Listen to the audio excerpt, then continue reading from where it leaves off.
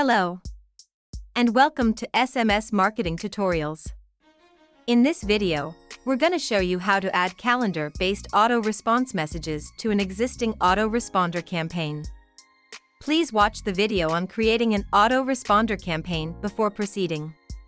So far, we've created a simple auto-response campaign. So anytime during the day a user texts a keyword, they would receive one default auto-response message. Now, you can use date and time-based auto-responses for different times of the day or different days of the week.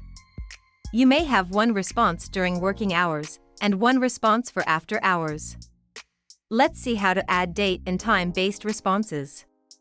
Log on to the dashboard using your credentials. Click on Campaigns.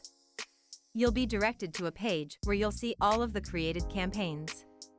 In the search box, type in the name of the campaign you want to edit and press search.